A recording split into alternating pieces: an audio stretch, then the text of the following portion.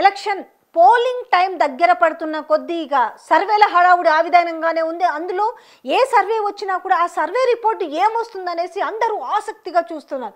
But A survey చేసినా కూడా పార్టీలతో సంబంధం లేని సర్వేలు, ఇండిపెండెంట్లుగా వాళ్ళ యొక్క సర్వే టీం వెళ్ళి సర్వే చేసిన దాంట్లో చాణక్య టీం కూడా వెల్లడించిన వాళ్ళ స్ట్రాటజీ సంస్థ. సో వీళ్ళు ఇచ్చింది చూద్దాం ఒకసారి. బీఆర్ఎస్కు 43% ఇచ్చిండ్రు, కాంగ్రెస్కి 38%, బీజేపీకి 10%, ఇతరులకు 9%. ఇప్పుడు ఈ మధ్యలో చూస్తున్న సర్వేలన్నీ కూడా కేకే కావచ్చు, లేకపోతే ఇప్పుడు ఈ మెగా డిజిటల్ వాళ్ళు ఒకటి ఇచ్చారు ఆ సర్వే కావచ్చు, లేదంటే చాణక్య సర్వే కావచ్చు. తర్వాత ఎవరికి వాళ్ళు చేయించిన సర్వేలలో కూడా ఏమవుందంటే ప్రతి ఒక్కరు కూడా బీఆర్ఎస్కే ఎడ్జిస్తున్న నేపథ్యం కనిపిస్తుంది. దీనికి కారణాలు కూడా లేకపోలేదు. ఎందుకంటే కాంగ్రెస్ పార్టీకి ఉన్న ప్లెచ్చింగ్ ఏం లేదు, కాంగ్రెస్ పార్టీకి ఉన్న ప్లస్లు కూడా ఏమీ లేవు. అందువల్ల ఏంటి అంటే ఏ సర్వే చూసినా కూడా బీఆర్ఎస్కే ఎడ్జి ఉండడం. ఈరోజు చాణక్య సర్వే కూడా వాళ్ళ పర్సంటేజ్ను కూడా వాళ్ళు విడుదల చేయడం జరిగింది.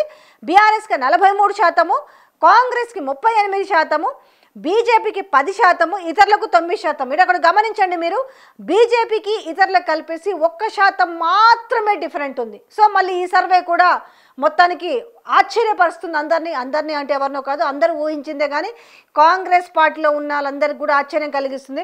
మనం ఎంత చెప్పినా కూడా ఏ సర్వే వాళ్ళు కూడా మనకు పాజిటివ్గా ఇవ్వడం లేదు అనేది వాళ్ళు వాపోతురట.